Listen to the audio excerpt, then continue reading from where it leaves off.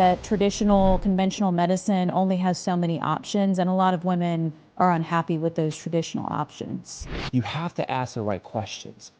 90% of your health belongs to you. 10% belongs to the doctor. My message to doctors would be listen to your patients, because a lot of times they will tell you what's going on. This is the kind of information that you need to know. With a little help and a little wealth and a lot of love, that's the life that we live. Suits and scrubs. Hello! Everybody out there, what's up? Welcome to another episode of Suits and Scrubs. We talk about a little bit of health. A little bit of wealth. And a lot of love. And a lot of love. We rehearsed that earlier and she got it right. I missed my cue. Oh no, that's all right. All right, so join with me is my beautiful co-host. She got her hair did yesterday. That's her fun fact. Actually, it's not her fun fact. I got a good one. So Emily, MD, she's double board certified in obesity and internal medicine. Mm-hmm. She's exploring her functional as well as aesthetics. In fact, this episode is probably all of it combined in one. So that's exciting for you guys. So yeah, without further ado. Oh, fun fact about Emily. So she has beaver-like reflexes. Reflexes. She knows exactly what I'm talking about, and almost happened again this morning. So do you want to tell the good folks what that means? I almost ran over a squirrel this morning while we were driving home from the gym. And why is that? Beaver-like reflexes. Because I don't even want to tell everybody that I ran over a beaver on the interstate. I think it's too late. I was trying to protect you. You were my passenger, and then there was a car right next to me, and I swear the beaver just walked out into the middle of the interstate. That's true. And just stood there. That's true. Looking up, and I didn't true. do I slam on my brakes? There might be somebody behind me. Do I swerve to the right? Yeah. And I think my reflexes were not as fast as maybe. Yes. So they should be. In Emily's defense, we were driving for a long, long way. One of our many long road trips. Mm-hmm. Hopefully, we won't have to take those road trips anymore. Hopefully, sometime soon. And there was no one behind you. There was someone next to you. I can't even remember where we were going. I don't remember. Were we going home to my parents? I think so, or coming back. So it was a long drive. But, I'm such an anti-run over anything. I will slam on my brakes. I will swerve. I'll do all the things. So I don't. And you'll tell me, watch out! And you'll scream it out really loud, and it'll make me far away. And I watched her. She's like this, like she's watching out for it. She's like this. It's like it happened in slow motion, but it was... Yes, so that's a fun fact about... 80 miles an hour on the interstate. Emily today. All right, go ahead. So joining me is my co-host, Mr. Zachary SVP, who I am also married to, believe it or not. And he is our finance guru, and you'll hear more from him on our next wealth episode. Fun fact about him is that he has Native American lineage. I do. His great-grandmother walked in the Trail of Tears. Yep, I'm actually registered with the government and everything. One of the most underserved communities of our generation, and the genocide of one population just so quickly. It's just out of all the human history, it's one of the greatest genocides, that we don't talk about enough, really. And honestly, we could probably do a lot of both health and wealth episodes just regarding Native Americans and history. Yeah. So eventually, what we are interested in getting more specifics in ethnicities and health and wealth. We've done a lot of research on this already. In fact, we come from the conference and we're talking about a lot of things that are more prevalent in these ethnicities.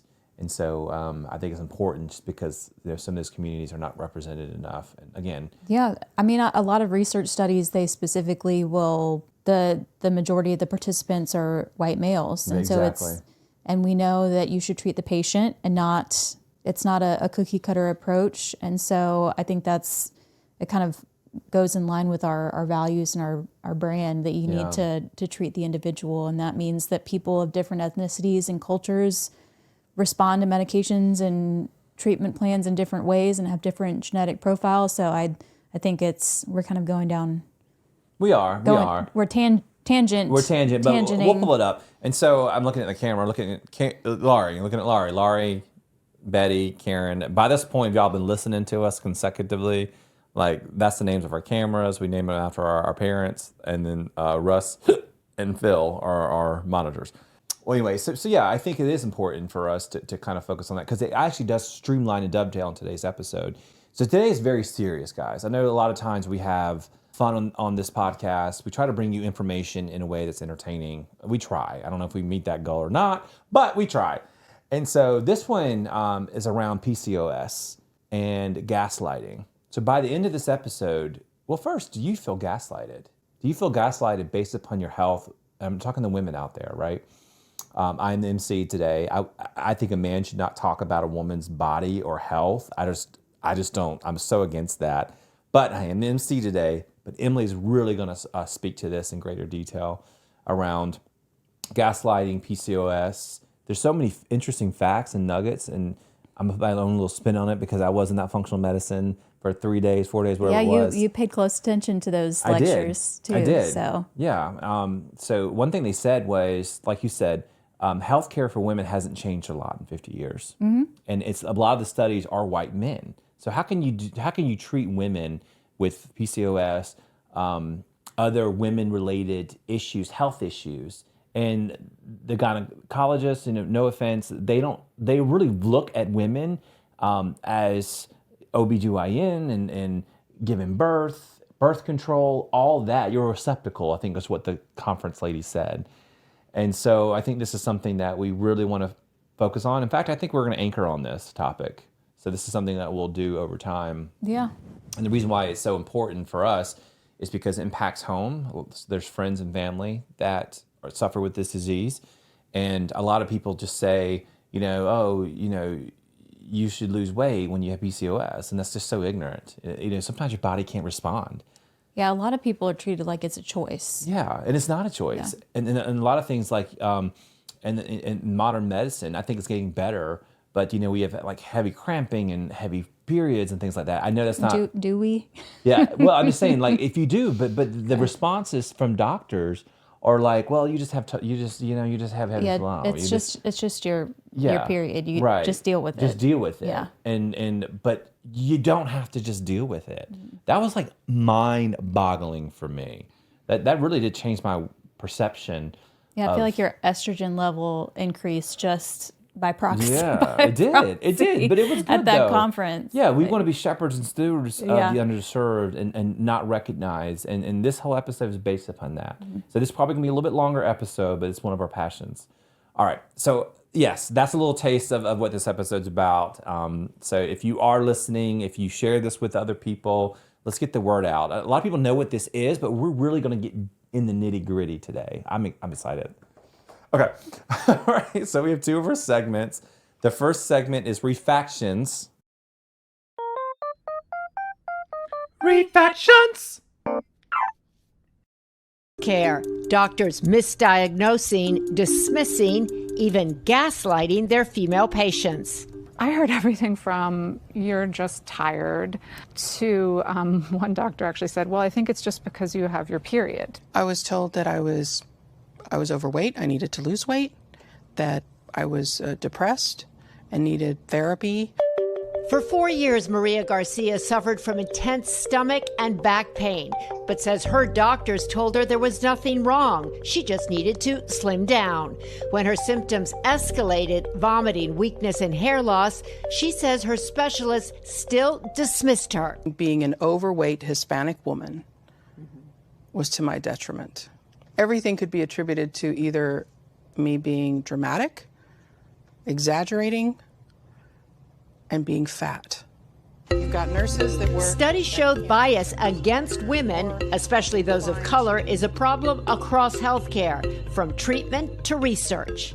Most of the data that we use today in medicine is based on research on men, male animals, or male cells, which is just shocking. Pause a second about that. Repeat that, because much.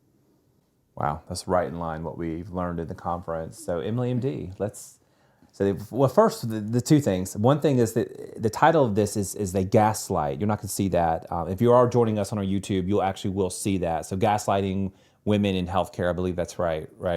That's the name of the video maybe that we use, but the title for today's episode is How Medicine Fails Women with PCOS. Wow, how medicine fails women with PCOS. And a lot of this is involved. I think a lot of women with PCOS, they have the diagnosis or they don't even know that they have PCOS. A huge percentage of women in the US have PCOS and don't know they have PCOS.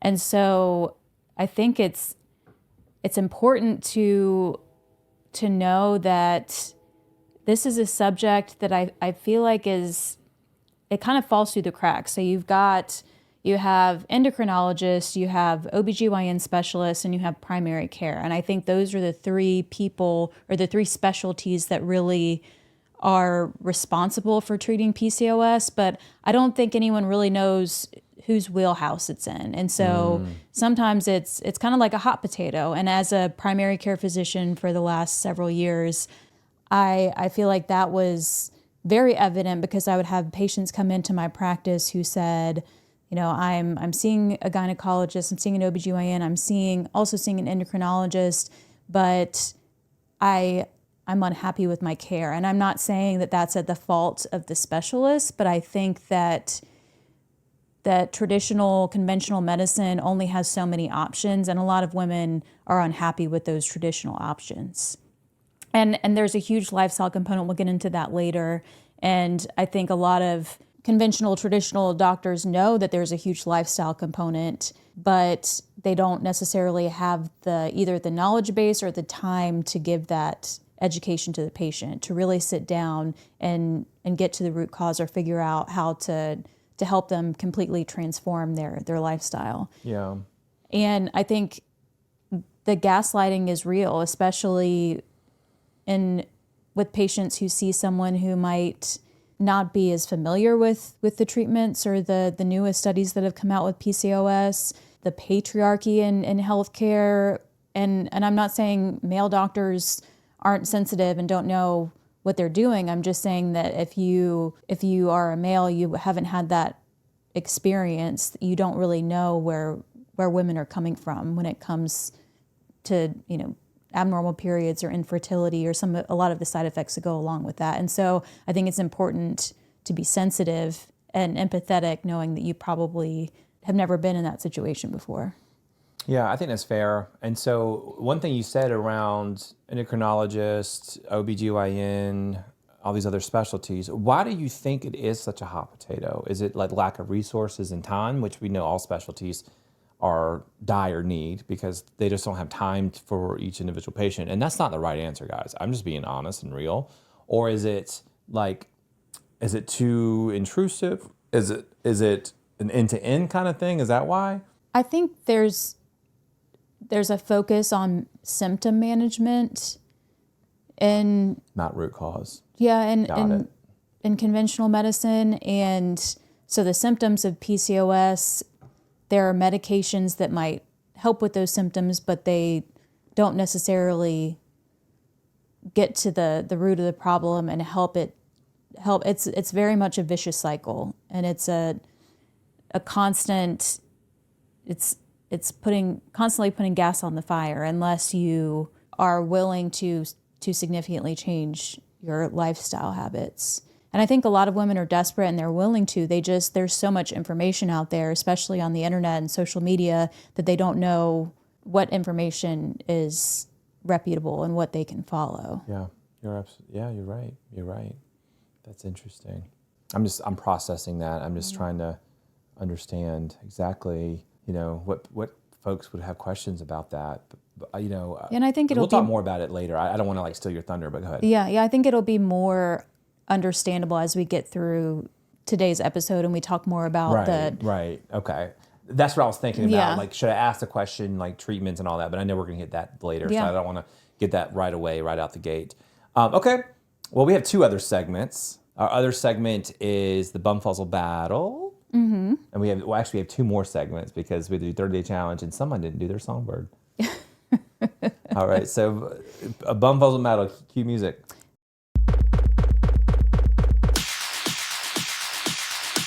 Bumfuzzle battle! So, bumfuzzle battle, our word is hirsutism. What do you think that is? It's a diagnosis of symptoms with overactive ovaries? I don't know. I'm shot in the dark here.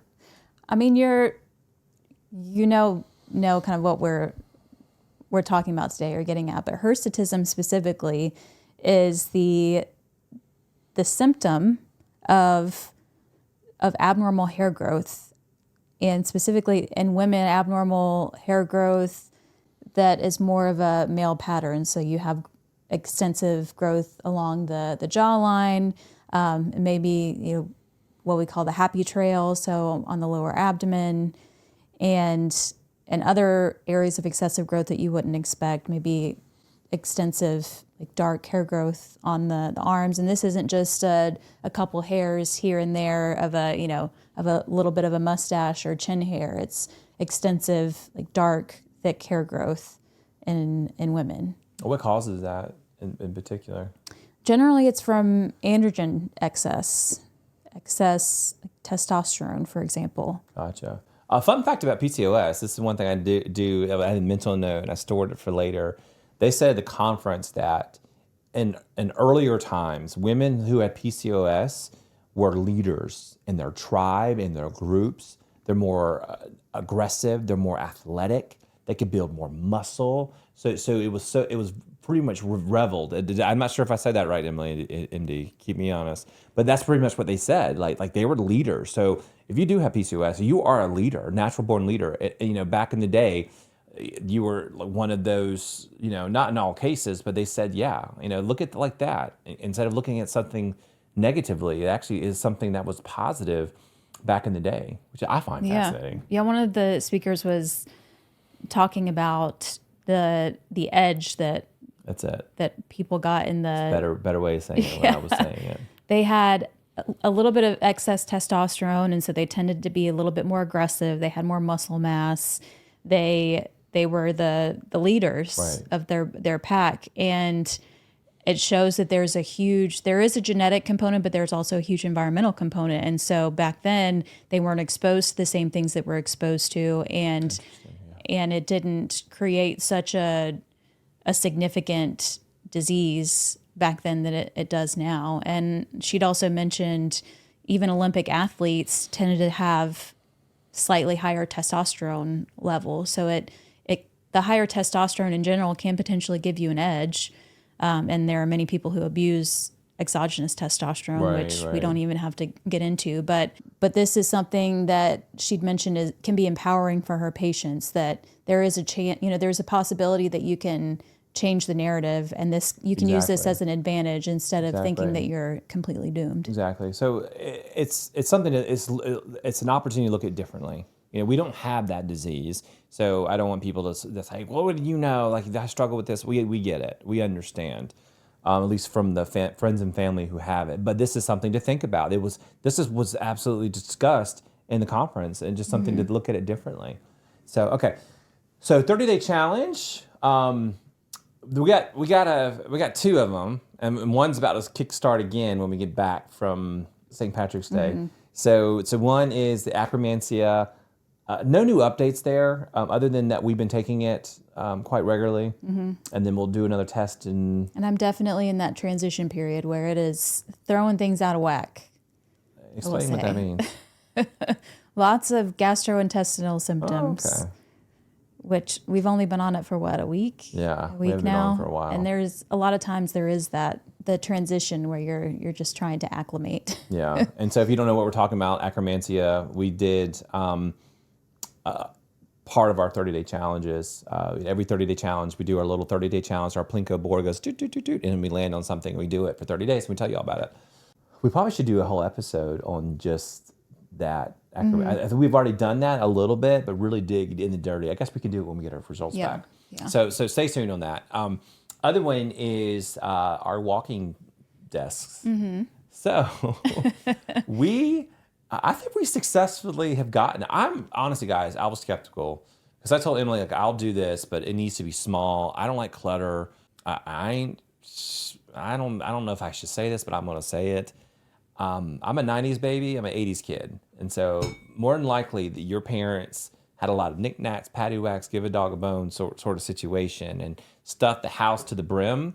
You know, I want to be a minimalist. I do not want a bunch of things. In fact, I go through a whole terror phase where I'm like, I want to throw this out and this out and this out. Like Emily knows. Yeah, you get rid of things that we probably kind of need. Yeah. I just get rid of stuff. I just can't. Yeah. I don't know. It's something about it. Anyway, so they're like this Yeah, long. they don't take up a lot of room. I'm a big dude. I'm 6'6", 281 pounds. I did. Well, I'll talk about that in a minute. And a size 14 shoe, big old fella here. And so when I'm walking on the treadmill, it works perfectly underneath the desk. We did some desk modification. We got a standing desk. Do you like your standing desk? Yeah, I mean the standing desk Kinda wobbles. it's a little wobbly, but the actual walking pads are Blown away. are great. Yeah, blown away by that. And they're like a 320 pound max. Exactly. So I think that's something to pay attention to. I think a lot of them are much less than that. So Much less, yeah. and the other fun fact is that we got one for each of us, and we have our offices at opposite ends of the house, and they're remote control operated. And apparently, that is a very the distance strong remote control. Jeez, It reaches across the house, and so I was doing my. Looking at emails or patient charts or something this morning, and all of a sudden my treadmill speeds up. It doesn't go too fast. It goes, I think, a max of like 3.8 or 4 miles per hour, which is a brisk walk for me. But it was Brisk walk for not me something too. I was expecting. So we'll have to work that situation out. I don't know. Like, I think we just turn it off the desk, or just point down to it is what I've been trying to do. I don't know if that works or not. But anyway, so we're doing some communication through our treadmills. Also, too, I walked 11 miles yesterday, and then I created walked a monster. like 5.5 miles today. So, and just walk for I worked 4 hours today. I walked 5 hours yesterday. I did a whole bunch of training. I was just pounding out that training. I'm trying to do it 2 miles, at least 4 miles a day. So 2 miles in the morning and then later on. Yeah. And for the first time, I've actually hit my 9 hours of standing in a long time on my Fitbit. So, and I will say this too, like I was skeptical at first, but they have given me endorphins. And don't worry, Crunchy Moms, if you're listening, we're grounding still. I'm putting my hands to the sun and grounding. Woo, woo. I lift my arms up, but I don't know if I'm sweating or not. Am I sweating? No, I'm not too bad. So that's our other 30-day challenge.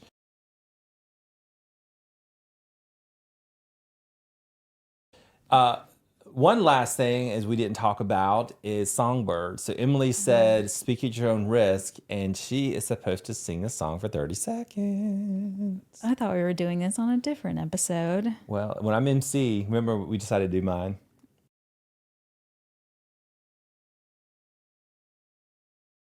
There's a saying old says that love is blind. Still we're often told, seek and ye shall find.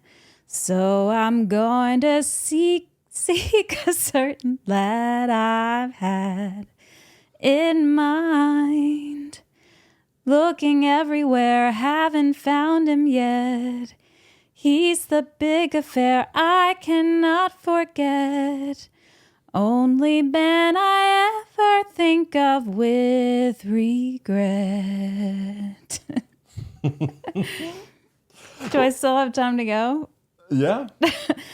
I'd like to add his initial to my monogram. Tell me, where is the a shepherd for this lost lamb. Am I done? You're done. You did a little bit longer, but we can cut out some of those areas. You know, so Josh and Joe, just make that 30 seconds and just do the best you can. All right. So what is? So Emily just did Songbird. So getting back into the groove and meat of the episode, what is PCOS? So PCOS, it stands for Polycystic Ovarian Syndrome, and it affects many millions of women in the U.S. It is one of the top causes of infertility, and it is thought to be a combination of both genetics and lifestyle. So there is a genetic predisposition, for sure. A lot of women, it runs in the family. Mothers, sisters also have the condition, but there's also thought to be some sort of environmental trigger. So you have the gene, and certain, especially the way that we live in the U.S. or what we're exposed to in the U.S. So the processed, ultra-processed diet and anything that contributes to inflammation or insulin resistance can really throw things into a tailspin. And so the pathophysiology, which is kind of getting into a lot of the specific details, but it's thought to be related to obviously a hormone imbalance, but the specific hormones that are involved, the LH and FSH, which these are two hormones that are produced by your pituitary gland, and there's thought to be an imbalance. And specifically, there's an elevation in the LH, in the luteinizing hormone, which then sends signals to your ovaries to create or secrete more testosterone. And so it's thought to be a disease of androgen excess. And androgen is? So things like testosterone. Testosterone, okay. A lot of women, or a lot of people think of them more as like the male sex hormones, but everyone, men and women, both have all of the same hormones. It's just in different levels and ratios or percentages. And so the excess in testosterone is what contributes to a lot of the symptoms. But then if you also have a lot of other issues, which I kind of mentioned relating to environmental factors that contribute to weight gain and insulin resistance, it's like I said, adding gasoline to the fire. And then it also can, your fat cells, you can think of the cells in your body that have adipose tissue or fat, they have certain enzymes that will then convert your testosterone into other forms of estrogen. And so all of your hormones are out of whack, basically. There's just a hormonal imbalance in general. Gotcha. So is that a reason why a lot of people with PCOS are overweight? Is that a big reason? Is because the whole taking your leftover hormones and then making fat from it? Yeah, so the increase in testosterone can impact your insulin, and if you have insulin resistance, that's going to make you gain more weight, and then in turn, it a lot of times is a cycle that just keeps feeding itself unless you can figure out how to put the gas or put the brake pedal instead of the gas. And which we'll talk more about that in just a second. We just want to have some foundation. You said it's triggered by an environmental factor. What do you mean by that? So we know a lot about a field called Epigenetics, where there are certain environmental factors that can create processes that will either turn genes on or off. That's so interesting. Or the expression of genes on and off. Yeah, the expression of genes turning on and off. It's so crazy how whatever factors that you're, I don't know, exposed to, if you would, like how that actually does, and then it just turns on. Yeah. It's just so weird. And sometimes it's not just you physically, sometimes it's what your mother did or what your grandmother did. The epigenetics can pass on from generation to generation. So it doesn't necessarily even have to be the environment that you were exposed to, but it could also be the environment that your mother was exposed to or your grandmother was exposed to, for example. Right. And it's not just necessarily the creation of these hormones, but there's also thought to be an issue with the receptors, with the hormone receptors, like the estrogen receptors in women with PCOS, where even if they have the right type of estrogen, it's not causing the downstream effects at certain cells. Right. And one thing we talked about in the conference that we just came from, one of the ladies said that you more than likely will only see about 3 of these or 3 to 10 of these in your career. And a woman's like, I see 3 a day. And so I think the numbers that I last saw, because I think this is super important, is 250 to 400 million women suffer from this disease worldwide. So guys, if you have PCOS, you're not alone. A lot of people have this disease. Yeah, they were saying, because and we can link some of the women that gave the lectures. I mean, they're very impressive. I really enjoyed listening to them and hearing all of the information that they were able to relay from just years and years of practice. But they were probably in their 60s or 70s, and they were saying in the beginning, whenever they were in residency, 40, 50 years ago, this was something that was kind of unheard of, that they told them in residency, you're never going to see this. It's never going to be clinically significant. And so they just kind of passed over it. Right. But now it's very clinically significant. You will see it sometimes for me, I felt like it was on a daily basis, at least several times a week. Wow. So is there any chronic diseases with PCOS? Is it linked to? Yeah, so we kind of talked about insulin resistance, and so there is a huge tie to metabolic syndrome. So they tend to be at higher risk of prediabetes, diabetes, weight gain. They have a lot of them have a hard time losing weight, or maintaining a healthy weight in general. The other side of that is cancer risk, and so there is an increased risk of certain types of cancer, and it's thought to be potentially related to estrogen excess and certain types of estrogen.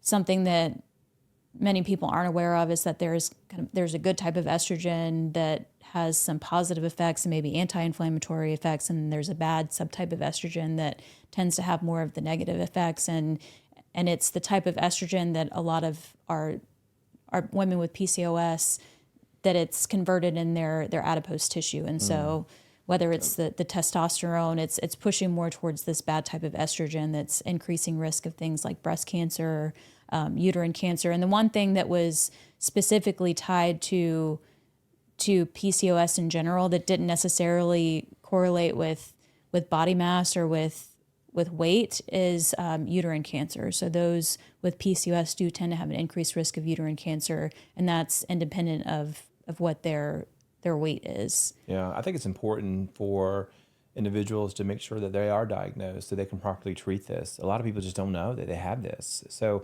how would you diagnose? Yeah, and so some of that is kind of goes into what the common symptoms are, and the common symptoms of PCOS, there's such a wide range because you don't fit into a specific bucket sometimes with PCOS. There are actually a lot of different what we call phenotypes of PCOS.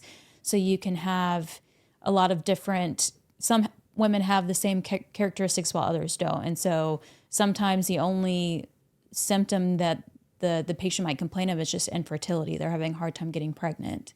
Other symptoms, we'd mentioned the hirsutism. So women will have other signs of estrogen excess. So they'll have abnormal kind of male pattern hair growth, but not just that hair growth, but also hair loss. So they'll have male pattern hair loss. They'll lose a lot of hair around the temples. They'll have significant thinning of their hair that's not anticipated, especially for their age group.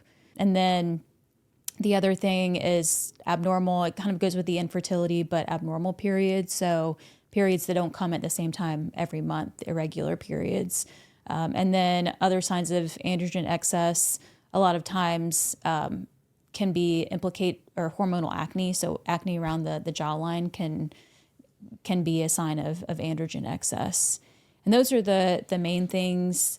The other thing that sometimes we think about, and something that they mention more in these kind of functional medicine lectures was the abnormal circadian rhythm. So for whatever reason, these women tend to be night owls, that they have their whole system is kind of thrown off. Interesting.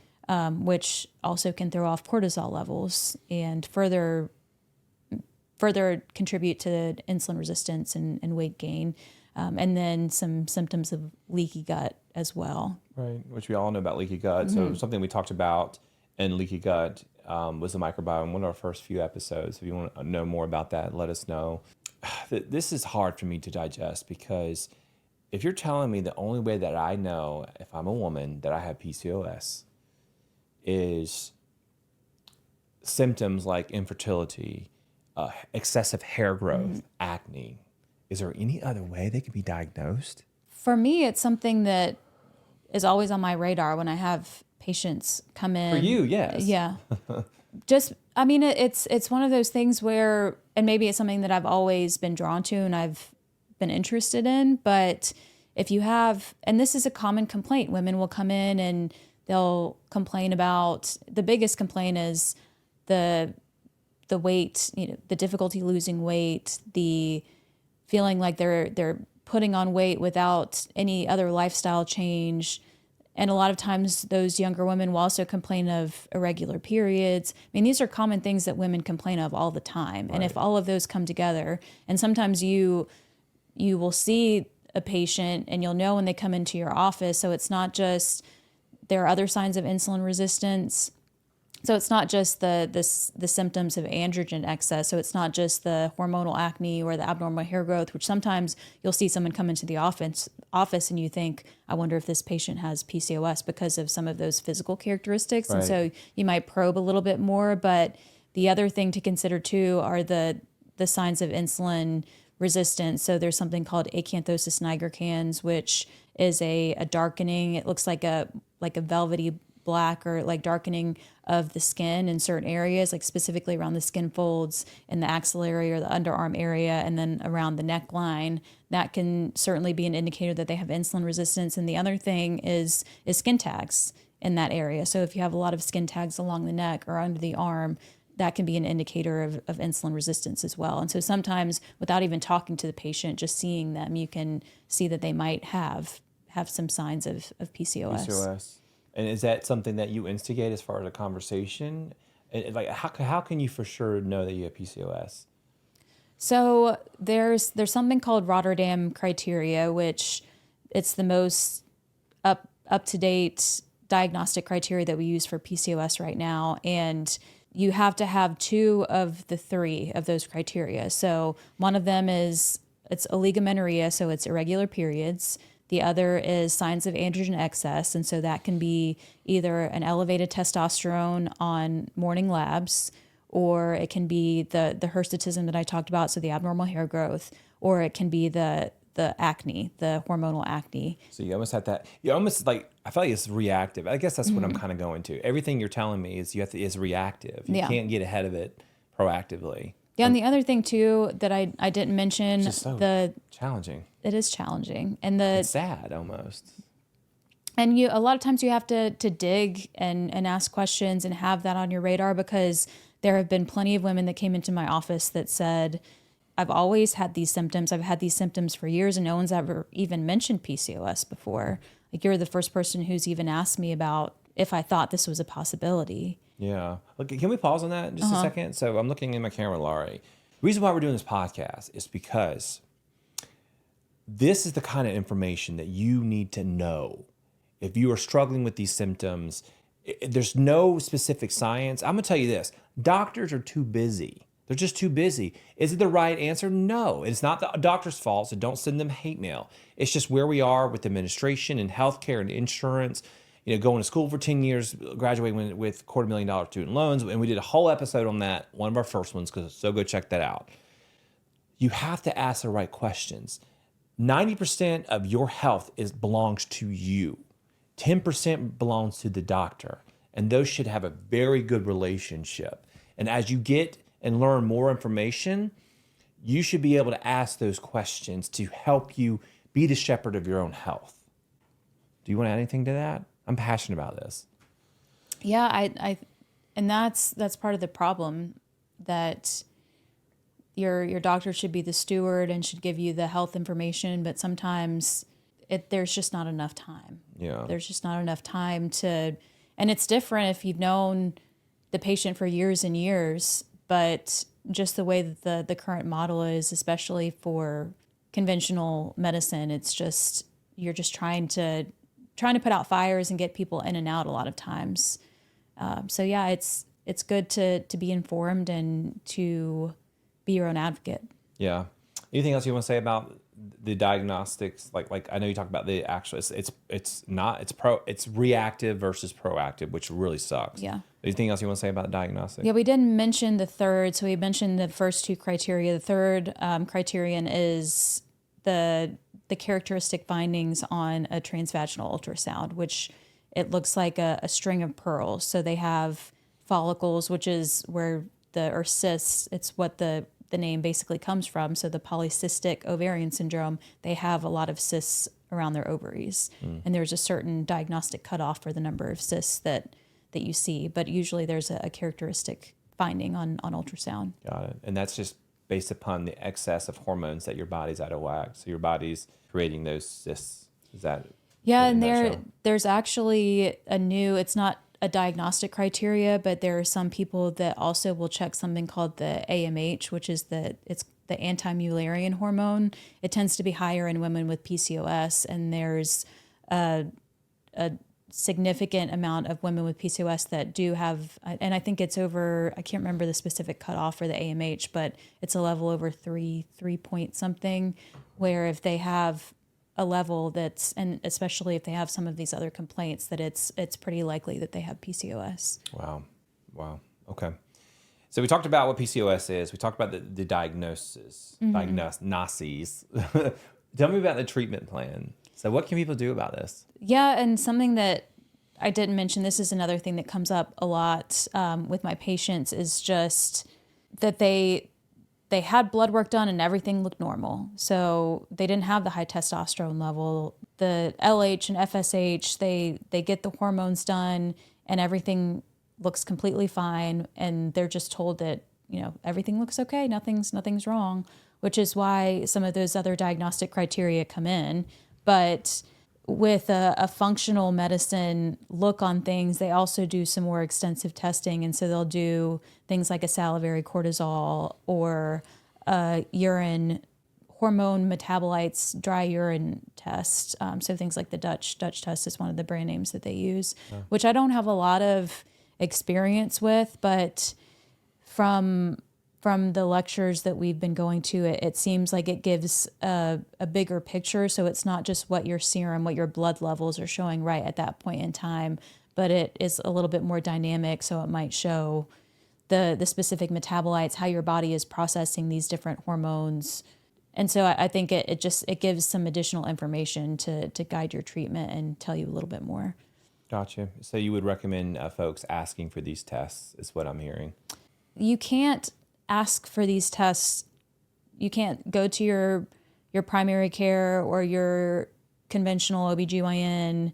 You can't go and ask them for these tests because it's not something that is validated by conventional or traditional medicine, which is where a lot of the controversy lies. Because a lot of people will say these are just unnecessary tests, they cost a lot of money, and it's not going to change management, which I can agree with. I think a lot of women just want a lot of answers. They want to know, they want to know as many data points as they can find. But I agree. I don't think it would necessarily change management. If you've got hirsutism, if you have abnormal periods, if you have signs of insulin resistance, if you have high testosterone, you've got the classic findings, then I don't know if we necessarily need to do all of that extensive testing, because I don't know if that's really going to change the management. Gotcha. And so let me summarize that back for people. And, I'm a novice. I'm learning this stuff with y'all.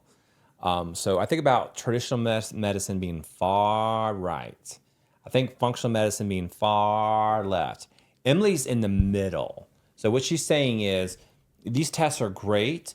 And we're in a society where the information age, everyone wants to know everything about everything. Mm-hmm. And I agree that you should know as much as you want to know about your health. So if you ask for these tests, even though it doesn't change management, Yes, it may be expensive. That's a decision you'll have to make. But at the same time, I think it's very novel that you are interested in that, because I know that you had patients in the past who saw functional medicine specialists. Long and behold, didn't know that's the path you're going to go. Yeah. And, a lot of doctors just roll their eyes, say, oh gosh, who you been listening to? Human Lab or Tucson Scrubs podcast, hopefully. So how was PCOS treated? So the other thing I was going to mention too, that I don't want for people to forget, is that if someone is having signs of androgen excess, so if someone is having those classic signs of the hormonal acne and hair growth, especially if it's sudden onset, and especially if it's in an older woman, you need to rule out everything else. This should be a diagnosis of exclusion. And so there are certain types of cancers, certain types of tumors that can excrete testosterone and cause these symptoms. And then there are also other types of conditions, like there's something called congenital adrenal hyperplasia, and there's also late onset. And so basically your adrenal gland is hyperactive and producing too many hormones. And so there are other causes that can look very similar, but the treatment will be very different. Or you don't want to miss someone who has a tumor that you can potentially, like an ovarian tumor, that you can potentially remove and cure them of cancer. Right. And when you say older woman, what age are we talking about here? So someone who is postmenopausal. Gotcha. Okay. That's helpful. Okay. All right. So how is it treated? So yes, treated. Third time's a charm.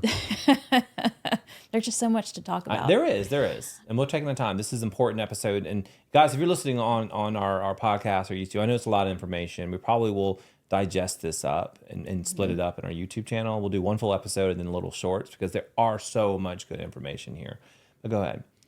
Yeah, so a lot of women are kind of divided into that. Do you want to have kids? Are you actively trying to get pregnant, or are you not? And a lot of times, if they are not trying to get pregnant, they're not interested in children, at least not in that point in time, the first option that they're given is birth control pills.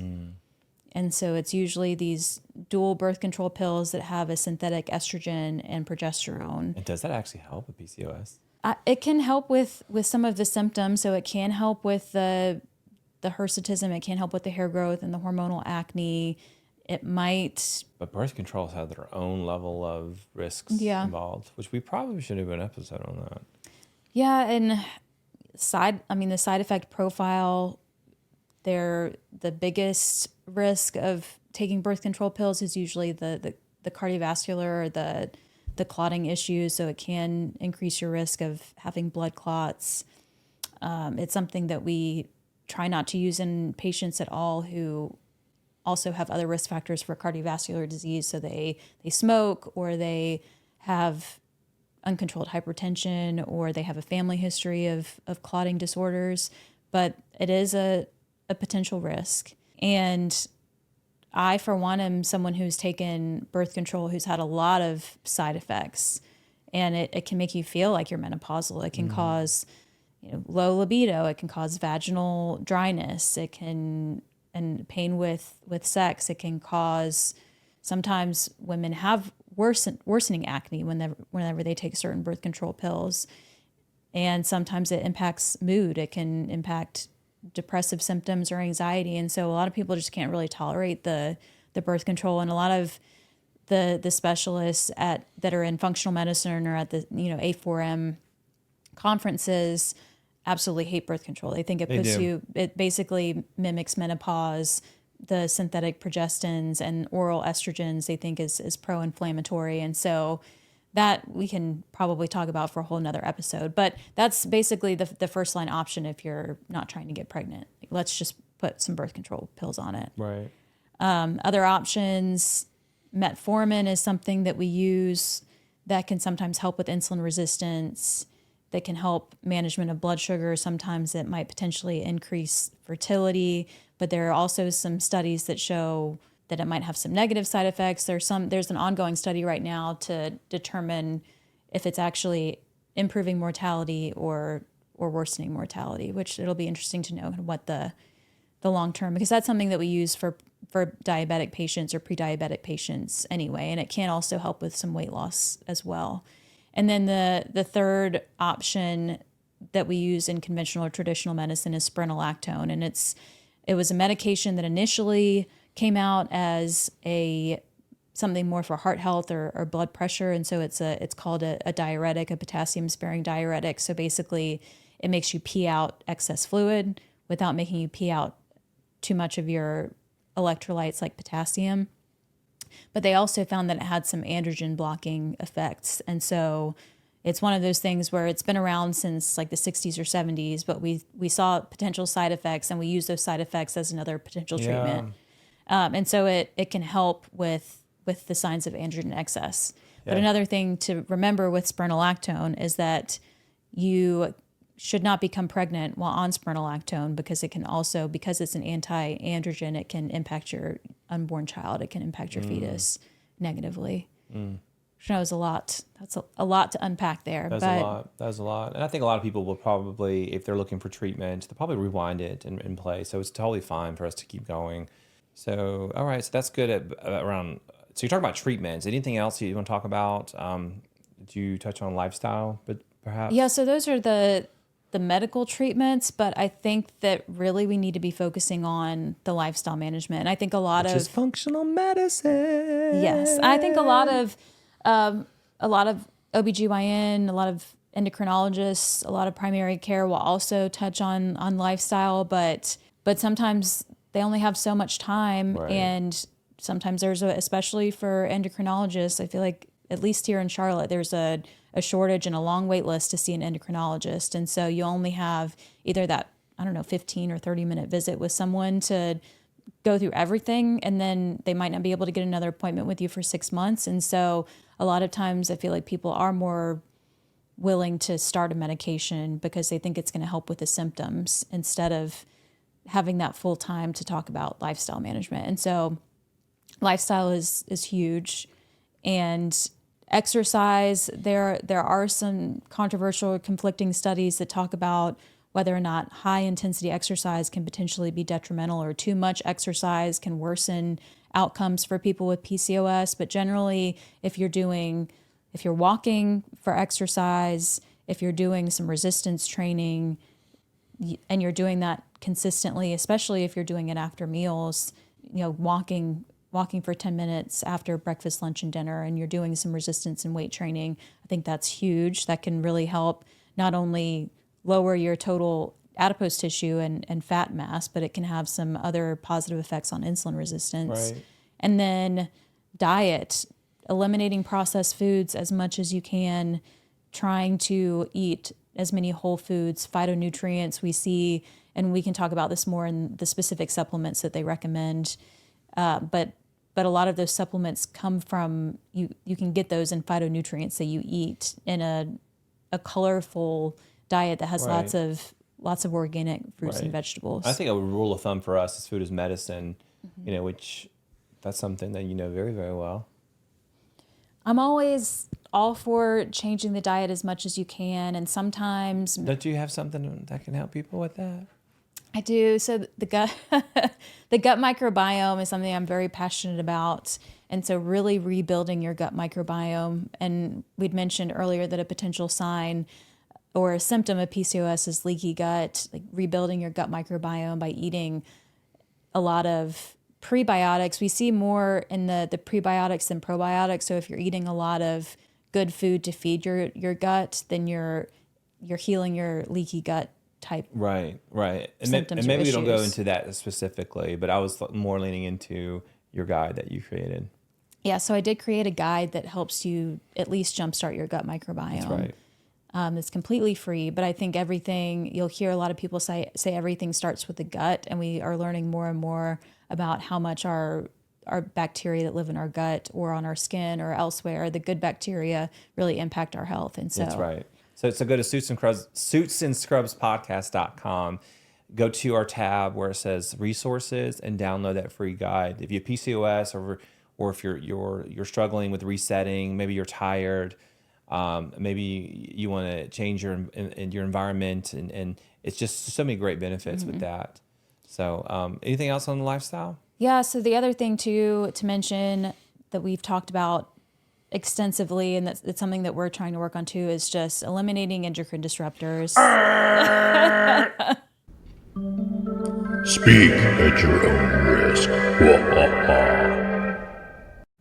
That is your word. I did not know you were going to say that word. How could I not say that word? I don't know. So Emily is the gut and hormone doctor. That is what we decided on this journey that we're going to do. And we found through several episodes that Zach plays dirty and he chooses words that he knows I'm going to say, so that I have to spin the wheel of punishment. Well, So I will keep that in mind. Yeah. Well, you're emceeing the next 2 episodes, so you definitely. Well, you have to pick 2 words. All right.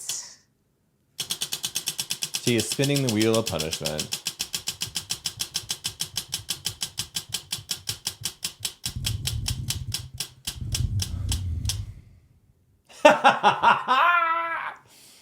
It landed on dragon dress up. Dragon dress up. So Emily will have to dress as a dragon in our next Yes, I know what episode. I'm wearing. So I guess, hey, that makes it easier. Yeah, it takes the guesswork out of it, I guess. Okay, endocrine disruptors, which we're going to build a whole thing on endocrine disruptors, like products. We're going through this process now, guys. It's actually a lot of fun. I don't want to steal your thunder because you're the gut and hormone doctor, so go. Endocrine disruptors. Yeah, there are specific chemicals that are in our everyday life, household products, packaging that can mimic some of our hormones, but not necessarily enact the right type of response that we want. And so really just eliminating as many as you can. It's one of those things where you're always going to be exposed to them. There's pollution. You can't eliminate them completely, but if you are more conscious of it, it can definitely cause some shifts, I think, in your hormones in the right direction. And so some apps that we're not paid by these apps, but some that I have found personally helpful, the Environmental Working Group app, it will give you specific ratings on the products that they have certified, but also the typical household products, and tell you what potential endocrine disruptors or potential harmful chemicals are in them. And it'll also give you an alternative. There's also an app called Think Dirty that's similar, that will tell you about cosmetics and other products that you use in the household. Yuka, I think, is the other app that we use a lot. And a lot of times I'll compare everything on all 3 apps. Just, I'm probably a little bit OCD, but to see if the consensus is the same. Yeah. And just really, and I'm not saying you have to completely just throw out all of your cosmetic products and your household cleaners, but just when you get to the point where you're running out of something and you need to buy a refill or you need to buy something new, maybe take a look at that and see if there's something a little bit cleaner that you can. And that's what we're doing. buy. And we're going to do a whole episode on product reviews, and probably a staple of the show, just because we feel that making those replacements and also communicating. I mean, we're getting older, so we're trying to take care of ourselves and transition properly. Okay, so we talked about the lifestyle. We talked about how it's treated. I think we hit on that enough. I think we touched on this already, but maybe just do a quick highlight on the medications and if they're helpful. Yeah, we talked about the main kind of conventional medications, something that some of these specialists, bioidentical hormone specialists, discussed were after you've gone through the detox, if you've eliminated endocrine disruptors, if you've significantly changed your lifestyle and maybe you're still really struggling, especially if you're struggling with fertility and you're very highly symptomatic, sometimes they will use bioidentical hormones. And I think she'd specifically recommended or discussed like a topical bioidentical progesterone to kind of push things back into balance, or even doing topical estrogen and progesterone and resetting things and having the patient on that for a few months while they're also working on adjusting lifestyle. And that helps to kind of reset things and help eliminate the symptoms. And then you're able to take them off and they don't have to go back on. It's not a lifelong treatment that they have to be on. Gotcha. Okay. We're naturals here at Susan Scrubs. We believe food is medicine. It's part of our brand. We're big functional medicine people. So even if you don't have PCOS, this episode is for you, because they are going to talk about some things to like manage. So supplements. Yes. Well, can I ask you a question? Sorry. Do you think you can heal PCOS naturally without any medication through lifestyle choices, supplements, all that? I think it's a possibility. I think it depends on where you are in life. If the clock is ticking and you're really focusing on fertility and trying to have kids, that I think there might be a place for medication in that sense. If you're really trying to push that along, if you have time, and if you're looking more for overall health and longevity, and you're trying to prevent long-term illness and the complications from PCOS, I think certainly lifestyle is what you need to focus on. And I'm not saying I'm going to read off of this list of supplements that have had some sort of tie to improving PCOS symptoms. And I'm not saying that I recommend that you go out and buy all of these supplements and start taking them. I think a lot of them can be found in natural foods and whole foods, but just to kind of give everybody a list of where the potential research is. Some of it might not necessarily be extensive research in human studies, specifically might be more in animal studies, and the doses might be off the charts to even see these benefits. But I'll kind of go through. So berberine is one, inositol, so myo-inositol, and D-chiroinositol, NAC, which is N-acetylcysteine, and then vitamin D3, magnesium, B vitamins, zinc, curcumin, quercetin, resveratrol, and certain types of teas like spearmint tea, marjoram, and green tea. And so I will say the ones that I've heard the most about, and that I think many women of childbearing age should probably be on anyway. And so the vitamin D3 supplement, omega-3 fatty acids, I think can potentially have a lot of benefits. Magnesium supplements certainly are.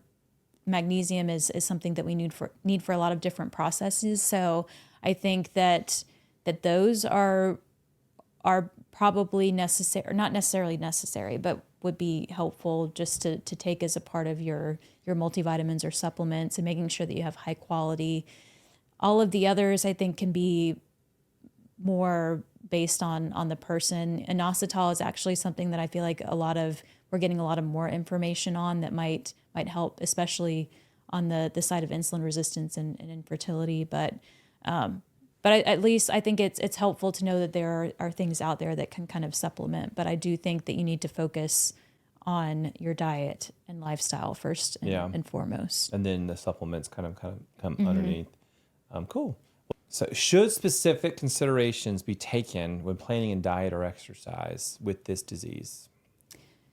There are a lot of recommendations around a vegan diet or a vegan reset, where you're just eating a lot of phytonutrients. I think that can be very hard for some people to follow. I mean, that's a strict diet. Anna Cabeca, I'm a huge fan of hers.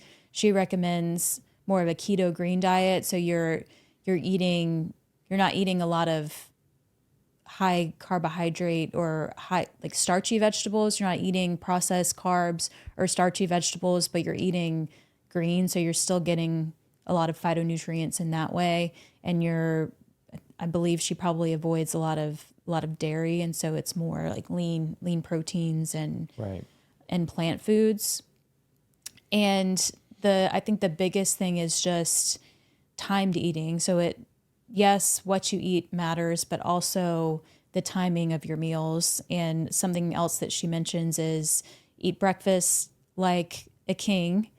We talked about this earlier today. Eat breakfast like a king, eat lunch like a nobleman, and eat dinner like a pauper. So you want your biggest meal, your highest calorie meal, to be first thing in the morning. You want that to be your breakfast. Yep. And you want to try to get it before 10 or 11 o'clock. And then your lunch should be the next in calorie content. And then your dinner should be your smallest calorie load. And it makes sense because the way that your insulin resistance, your cortisol, your insulin resistance is highest at night. And so you tend to gain more weight at nighttime. If you're eating all of your meals, if you're eating you're not even eating anything during the day, but you're eating your dinner right before bed, and it's all of your calories, then it's still going to push you into weight gain.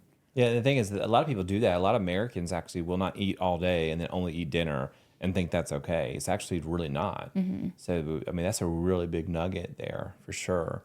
Well, this has been a very long and informative episode. This is one of our heavy hitters, though. I think this is one of our anchors in the go forward model. So what we plan on doing is talking about these things and see what our audience is mostly interested in. And so I think that there's a lot of good information that you kind of dissected. I know Emily's done hours and hours and hours of research on this, even prior to, but also understanding her patients and just all the practical knowledge that she has as well.